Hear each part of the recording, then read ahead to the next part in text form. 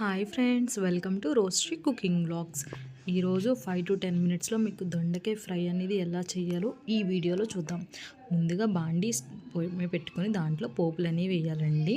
శనగపప్పు, ఎండుమిరగాయ, కరివేపాకు, జీలకర్ర అండ్ వెల్లుల్లిపాయ ఇవి వేస్తే సరిపోద్దండి. అవి కొంచెం ఫ్రై అయిన తర్వాత కొంచెం కలర్ చేంజ్ అవ్వాలండి.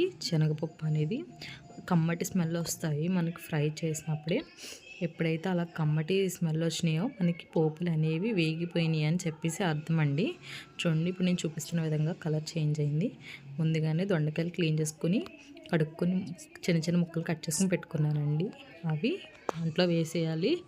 బ్యాచిలర్స్ కూడా చేసుకోవచ్చండి వంటలు, ఎందుకంటే ఈజీగానే అయిపోతుంది. దొండకాయ ముక్కలు చిన్న చిన్నగా కట్ చేసుకుంటే తొందరగా అయిపోతుంది. సో సాల్ట్ అనేది నేను వేస్తే తొందరగా మగ్గిపోతుందండి. సో మేము రాక్ సాల్ట్ యూజ్ చేస్తాం కాబట్టి నాకు తగినంత వేసుకున్నాను. మీరు ఏ సాల్ట్ యూజ్ చేస్తారో దాన్ని బట్టి వేసుకోండి. అలా కలుపుకున్న తర్వాత మూత పెట్టుకుని పక్కన పెట్టుకోవాలి. మరీ సిమ్లో కాకుండా మరీ హైలో కాకుండా పెట్టుకోండి. మీడియంలో పెట్టుకుంటే 50% అనేది అవుతుంది. 50% అయిన తర్వాత అలా సిమ్లో పెట్టుకుని వేపుకుంటే దొండకాయ ఇప్పుడు అనేది అయిపోద్దండి. చూడండి, ఆల్మోస్ట్ దగ్గరికి వచ్చేసింది. సో ఇంకొంచెం మూత పెట్టుకొని పక్కన పెట్టుకుంటే అయిపోద్దండి. చూడండి, ఇప్పుడైతే మొత్తం కంప్లీట్ అయిపోయింది. అంతేనండి, చాలా ఈజీగా చేసుకోవచ్చు. మీకు ఈ వీడియో నచ్చితే లైక్ చేయండి, షేర్ చేయండి, సబ్స్క్రైబ్ చేయండి. గంట సింబల్ నొక్కడం మాత్రం మర్చిపోకండి.